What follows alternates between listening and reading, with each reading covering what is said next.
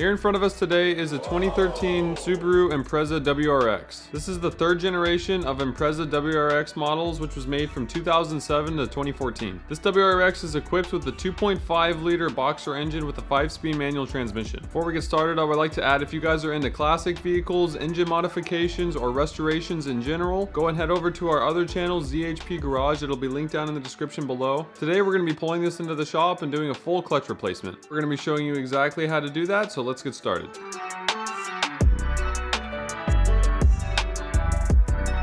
So I'm going to start with disconnecting the negative side of the battery. This is a 10mm. Pop it off, and I want to make sure to put it off to the side a little bit so it doesn't happen to move and make contact. Next, I'm going to take the intercooler off just to get more access. So I'm going to take the 210s here off the blow-off valve. Now I'm going to take the intercooler mounting bolts off. I'm going to take one here, and there's two over here where it goes into the intake. These are all 12mm.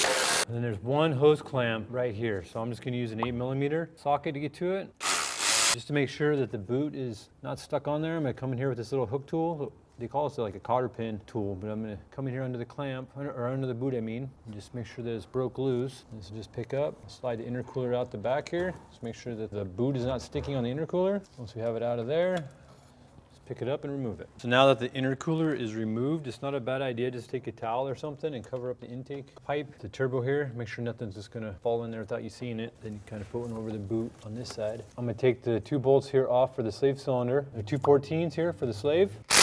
And this has a flex line in it, so we can just take it out of the shift fork arm here and just put it off to the side so it doesn't interfere when we take the transmission out. I'm gonna set it over here on the AC line. Keeps it up out of the way. So now I want to take the starter out. That's why we disconnected the battery. We have this ground. Either take it off of the bracket or you can just take it off of the starter mounting bolt. So I'm gonna leave the ground strap on the bracket and just take it off of the mounting bolt. So we're gonna start with disconnecting the positive. There's a 12mm right here on the starter. You want to be careful. You don't want it to twist. You want to hold the cable from rotating as you loosen it, because if you twist that terminal, you can damage the starter internally. It's got a lock nut on there, so it might try to twist for a while until you get loosened up. So once we got it broke loose, then you can remove the battery positive cable. We'll just tuck this over to the side out of the way. We have our solenoid wire that just pushes on to the terminal, so if you just wiggle it and give it a little bit of a pull, it'll pop off. I'm going to put the washer and the nut back on the terminal here just so I don't lose it. Keeps everything in place. So I'm going to use a 2-inch extension here with a 14mm semi-deep. I'm going to break this loose. This lower one might be a little easier to get it from the bottom, but I just like to get it done while I'm here. I'm going to put the socket and the extension on the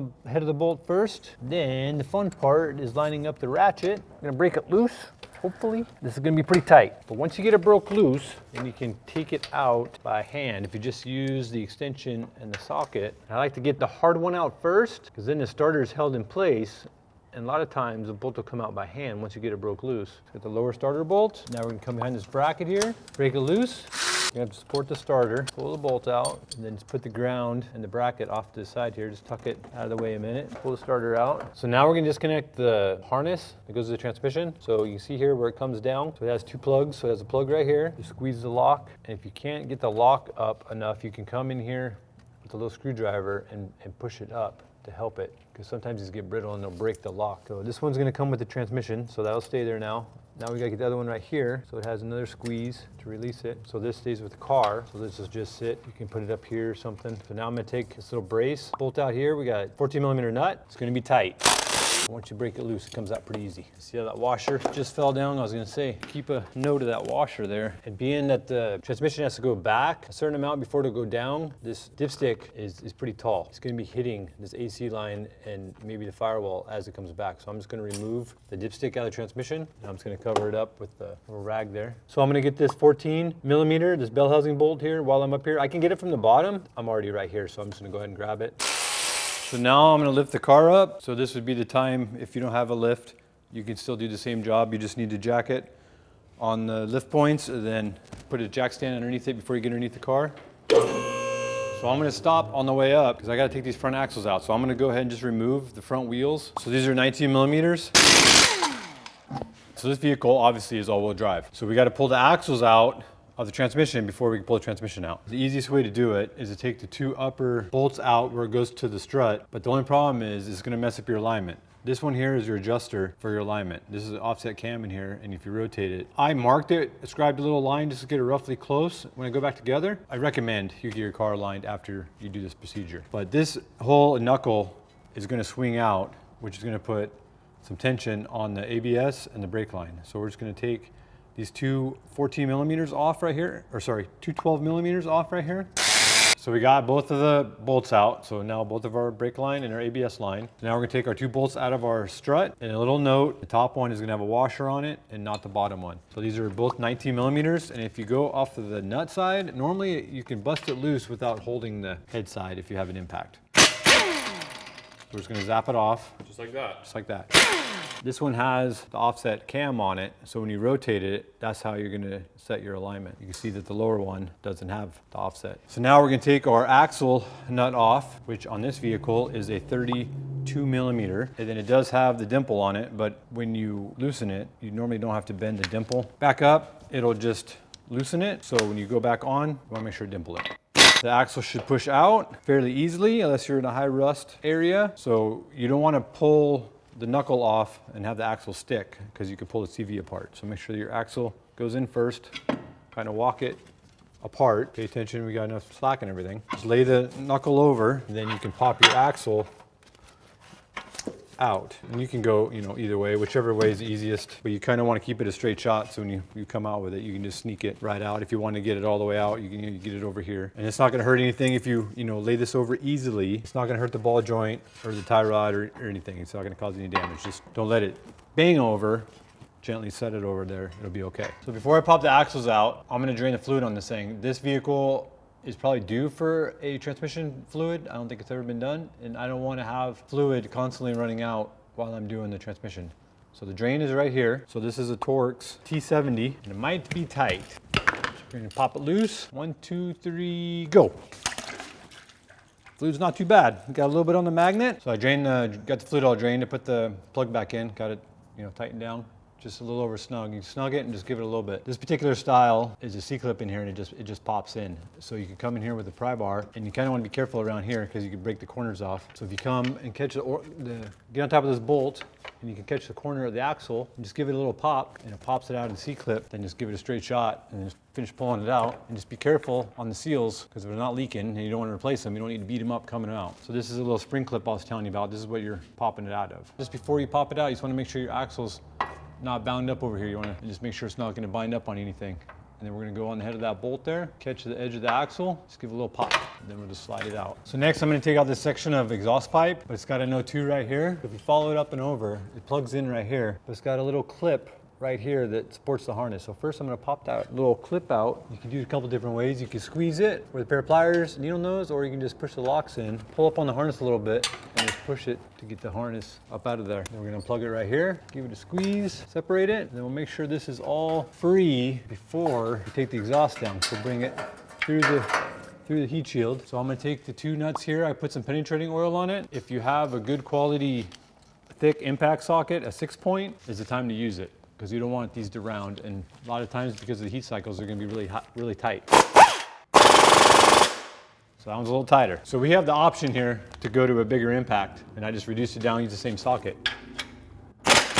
If you don't have the option of having an impact or a bigger impact or any in general, you can use a ratchet. You wouldn't want to use a wobbly socket because it'd make it harder with the ratchet. Because the head of this is so big that you almost need to use an extension to get back there far enough. But then you want to make sure you're holding it straight, and you want to just give it a jerk to try to pop it, to break it loose. And if this is all you have, you can always cheat, because you can slide a socket over the end, and then you can get an extension, and you can get it longer. So you can cheat. If you have a longer extension, you can get more leverage. This is at an angle, so the second you separate that, this is going to slide off. So I'm just going to put a nut on here, like 5 threads or so just to keep this from sliding off and banging down when I'm at this end of the car. All these are 14 millimeter. So this has a nut on it. It's not captured, so you got to hold it with a wrench. It's held up in the back here. It's got an exhaust hanger. I got this little nifty tool here. So it goes behind the rubber, and then it pushes it off. So I'm going to hold on the exhaust here, because this is the only thing that's holding it. Pop that rubber hanger off. So this one has a additional hanger up here in the front. So I'm going to hold the exhaust here and take this last nut out. So we're going to push it up, and we're going to give this a little help to go past the hook. We pull the whole exhaust off. So now we got the exhaust out of the way. We gotta get this heat shield out of the way. These are 4 12mm bolts on here. It's gonna have dirt and debris on top of that. Make sure it doesn't fall on your face. So now I'm gonna pull the driveline out. It's got 4 nuts on the differential here that need to be taken out, and then it's got 2 bolts here in the center carrier bearing. So these are 14mm. So I'm gonna start with taking the 4 nuts off. And we left this car in neutral. When we lifted it up to break it loose, you can give it a little jerk, a little pop. But if that doesn't work, you can get a screwdriver, preferably one a little bit bigger, and you could come in here and you could hold it and then break it loose that way. And we want to make sure that it's popped loose off the differential. Sometimes it can stick on here. Now I'm gonna have to hold it, take the 2 carrier bearing bolts out. We drain the fluid out of the transmission, but it still might have a little bit come out. Shouldn't be anything crazy though. We're just gonna slide it out the transmission. So now I have to take the cross member out, but I have nothing to support the transmission. So now I have a transmission jack here I'm gonna use. So if you're doing this on the ground, you'd bring a floor jack. So we're gonna come up here with the tranny jack. The majority of the weight in this transmission is gonna be towards the front. We wanna make sure you get it balanced. So I'm gonna take the mount off of the transmission. Normally, you would take the 2 nuts here and leave the mount on the transmission, but I'm gonna take the bolts off of the transmission and just get the whole assembly out of the way. There's 4 of them, so there's 2 on each side, 14mm. Then we have 2 17mm here on the front cross member part. Then we have the rear portion of the cross member here has 2 14mm on both sides. So just what's gonna help me get in there is I have a short wobbly socket. And when I put the jack here, I just put a little bit of tension on it to bring it up. Just start expanding the rubber parts. You can see that it's just barely loose. It takes all the tension off of the mount. Hold the mount here, because getting down to the last 2 bolts, bring down the whole assembly together. So now with the cross member out of the way, it gives us access to our shifter. We have our stabilizer for our shifter, and then this actual shifter up here. So I'm gonna take these 3 12s bolts off the back and just take the whole stabilizer mount off. That's just gonna kind of hang down out of the way there. Then our shifter, I'm just gonna take the 12mm out of here. The only thing on this is it has a nut on top. You're gonna have to hold it, 12mm on top. Slide that off to the side. If this is gonna be anywhere, you want it to be up, because the transmission is going to drop down as you come back. So on the driver's side here, we're going to finish up on the bell housing bolts. So there's 1 more bolt, and then there's a nut. They're both 14mm. That's everything on the driver's side. So now we can go over to the passenger side. Pretty much the same deal. We have 1 bell housing bolt and 1 nut, both 14mm. But the only difference is we have this little support bracket here for the cat on the passenger side here. So I'm going to take this 14mm bolt out of the transmission here. So we're going to take the other 2 out of the bell housing here. So there's 1 last bolt here on the passenger side. It's tucked up behind the heat shield here for the turbo, the downpipe, and everything. So we gotta pop this heat shield off to get to it. They're all 10s. We got 1 on the side here, 2 on the bottom, 1 here, and then a couple over here. So we had to lower the vehicle down to get to all the bolts on the heat shield on the top of the turbo. There's 1 up here that I couldn't get from the bottom, and then there's 1 over here that was hiding. In a nutshell, just take all the bolts off the heat shield so you can get the upper one off. This is the bolt we're going after right here. It was behind the heat shield, last bell housing bolt. So we lowered the tranny jack down. It's down as far as it'll go. The mounts are stopping it. So it gives us a little more room to get to our bolts on our cat. So we're gonna have 3 nuts and then 2 bolts up top. They're all 14mm. So I'm gonna use this longer extension, which I should be able to get up in here, take them out. These are all 14mm. Just to be clear, the upper one that is a bolt, it does have a nut on the back side of it. You have to hold it with a wrench. Now that everything is out, watch your upper heat shield bracket that is attached with the 2 bolts. And then we have another heat shield that was on top of this. It's gonna come out now, which is this heat shield. And then we're gonna take out our downpipe / cat assembly. And now you can see the last bolt that we need to get to. So now I'm gonna jack up the transmission a little bit. Now I know that the weight is on the jack. I'm gonna take the last 14mm bolt out. So I put a nut on the lower stud because I'm gonna have to pry on this thing. It seems like it's rusted onto the dowels and it's stuck on and won't come apart. So I don't want it to fly off. So I'm gonna come in here against the subframe and the ear on the transmission here. I'm gonna see if I can pry it back, get it broke loose.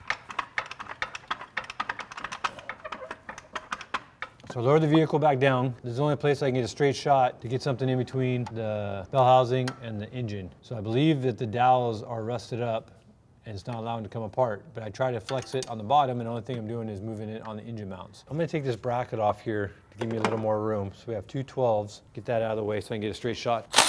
It looks like I got a little bit of a gap right here. Let me try to tap this in here. Try to cram too much though, it'll stress the case and crack a spot out. Doesn't look like it's separating much.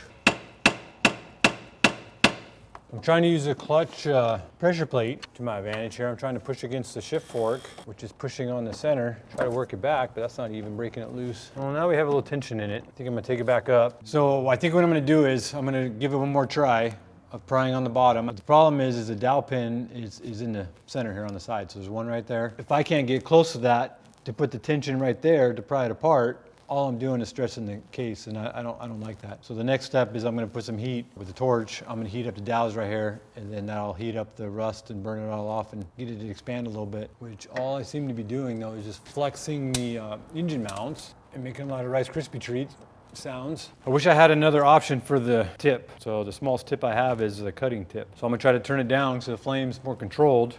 Now obviously the aluminum can handle more heat, so I'm gonna direct the aluminum to the bell housing and then over to the dowel pin. I'm gonna watch where it's ricocheting on that heat. Move it around a little bit here, try to get this. We don't want that flame ricocheting off. My tip's a little dirty. If you get too close, that flame ricochets up. Okay, it's probably pretty decent heat on this side. Let's go over to the other side. So this side had a little fire all of a sudden. It looked like it was something foreign, and it was. This side had a leaf in there. And because I sprayed penetrating oil on it, it lit off rather quickly. So, now we got that out of the way. So it does have a hose right behind it there. It's got the oil drain on the turbo. I'm gonna try to direct the heat in and not get, I don't know if I get heat on this side. I don't like it. It's too close to that rubber hose. Let's see if this side did anything for us. I don't know if it's just pretending. There it comes. Give it the old wiggle jiggle. All right, so we got it to come loose. We fought it and fought it. We put some more heat to this side. This side we got to come, it started to move, but I couldn't really put heat to that side because of the rubber oil return. Pried on it and moved the tranny, and it wound up pulling the dowel out of the transmission, which isn't, it's supposed to come out of the block. But at least now we can get the tranny out. One last thing we have to do before we pull the tranny down is there's a ground right here, a little 12 millimeter on the side of the transmission. Now the tranny's dropped down enough we can get to it. So this is a bolt. It goes all the way through the top here. I'm gonna take the strap, the ground off of it, and I'm just gonna leave the bolt in there, put the nut back on. So I got the tranny strapped to the jack, so now I can continue, come back with it. I took the nut back off that we put on this stud to make sure that, you know, it wasn't gonna do anything crazy. So there's one thing I wanna point out really quick. The transmission, because of the two studs, is really close to this coming out. It's really tight and you kind of got to fight it a little bit. So a little recommendation would be to just unbolt the turbo. So there's 4 nuts, 12 millimeters, and you unbolt it, and then it gives you a little bit of leeway. You can push the turbo up out of the way, and then the bell housing can come by. So once you slide it back off the 2 lower studs, you can start coming down with it. Make sure nothing's coming with it. All the wires and everything is separated. Here's the dowel I was talking about. This should stay in the transmission bell housing. So this one, because we heated it up, it was so corroded into the block that it's stuck. I'm gonna try to get that out. If it's too much of a pain, then I'm just gonna clean up this side and lube it, and then I'm just gonna push it back on, pretty much press it back into the case, going back together. So now we're gonna finish removing the clutch. We have 6 12 millimeter bolts to hold the pressure plate on.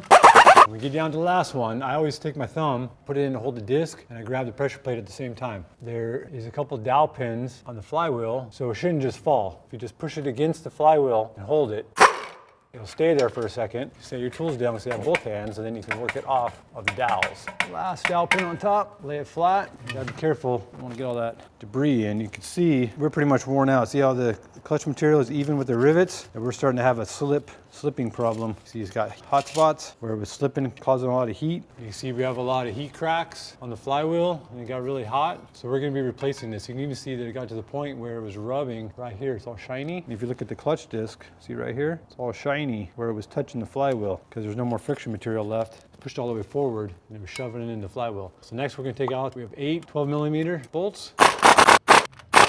So the flywheel sits on a lip on the crankshaft. So I'll just hold it to the engine, take the last one out, then I'm just gonna pop it off of the crankshaft, pick it up out of there. So I'm gonna be replacing the rear main seal on this also. So I'm just gonna come in here with the screwdriver. You wanna be careful not to nick the crankshaft at all and put any burr on there because it will cut the seal and cause a leak. So you wanna sneak it in here, but twist away from the crankshaft. You wanna catch the lip, you can grab it and pop it out. There it is. pop it out. So if you do happen to get a burr on here or any little lip, you can get a smooth file and clean it back up, file it down carefully, or a piece of sandpaper, but you want to use a fine sandpaper. Just give it a feel. It's all good. Outer's all good. So now we want to clean it. So I'm just going to use some brake cleaner on a rag. I like to use brake cleaner because it dries with no residue. So we have our new seal. This is the factory Subaru seal. So I just put a little bit of a trans gel in here just to make sure that the spring doesn't happen to come off as I'm tapping it in. And then the outside of it here, we want to make sure that it's clean and dry. And then on the inside, I took a little of the trans gel and I just put a film around it because we don't want it dry on the crank because it'll burn it up. You want to work it on because you don't want to fold that lip over. So when you put it on, you want to start at one side and pull it down and kind of rotate it. It works the seal around the lip and it doesn't pull it over. And then I'm just going to go around and work the seal in, tap it in, make sure you stay on the outside of the seal.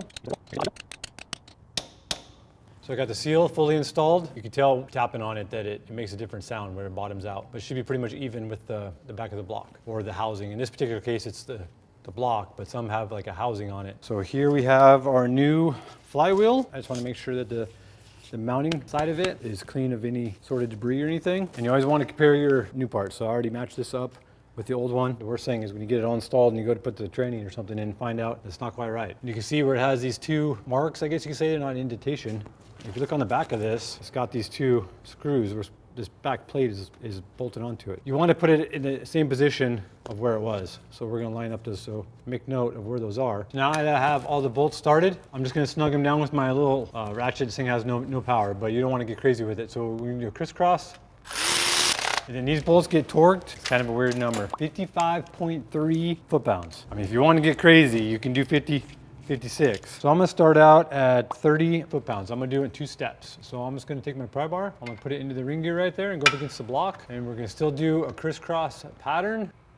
And by doing it in steps, you know that it's all nice and seated and all the bolts are at the relatively, or should be the same torque. So now we're gonna step it up. So we go 55.3. We're gonna go right there, 0.3. We're gonna use the same method. The pry bar right here. Then you happen to get to the point where like, shoot, I lost my place. You can always call this your start point, right? So that'd be number 1. We'll start at number 1 and you can go around in a circle. And then make sure, do our start point again, torques right away. So now we know we got all of them. So now we want to take our rag and some brake cleaner and we want to get any oil or residue off of the flywheel. Give it a wipe, mostly where the clutch is going to ride. So now we're going to install our pilot bearing. We verified that it fits the transmission input shaft. So you want to push on the outside here of the race, not on the center, because you blow the bearing apart. So I just like to use just a socket, get it even, and you can put it in until it stops here on the crankshaft. Center it up. Just make sure we're going in straight. See, it just bottomed out, changes pitch.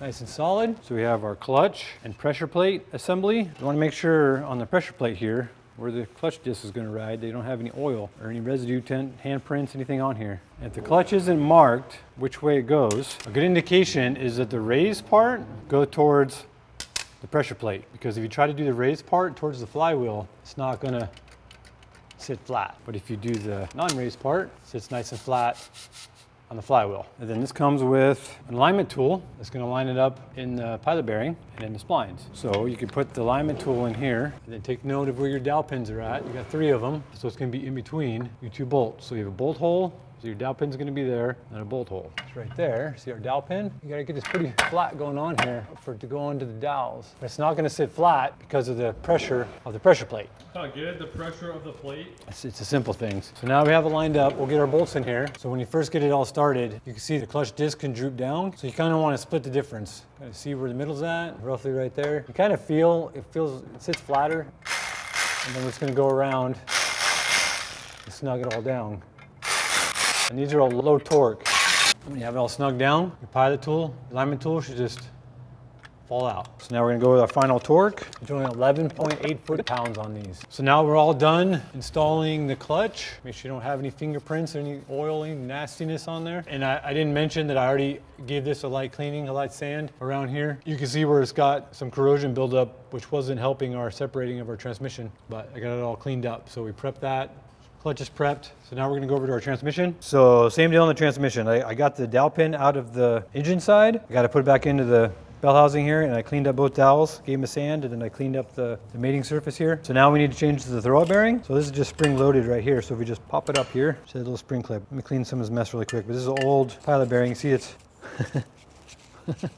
very noisy. You don't want to blow this, just get the big stuff out. And then the clutch kit normally comes with a little bit of anti-seize. So you want some on the pivot ball here. And then you want a little bit here where the throwout bearing is going to ride. And then a little bit here where the throwout bearing is going to sit. Got our new pilot bearing. So this is just going to sit on here, just floats. There's a boot right here, a little rubber boot. So this goes back in here. So once we get this back in the boot, get our throwout bearing over, get everything lined up, hold the top here, pull it back and give it a push.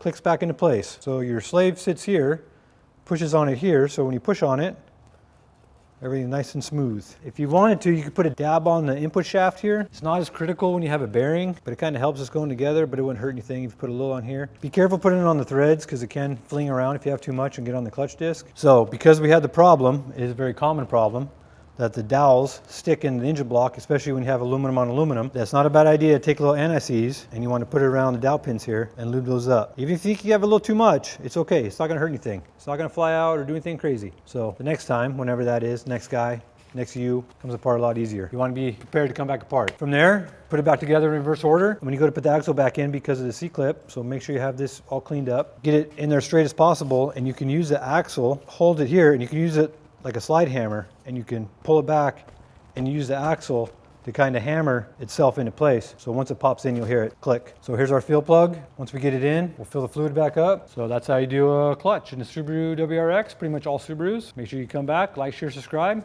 We'll see you on the next how-to.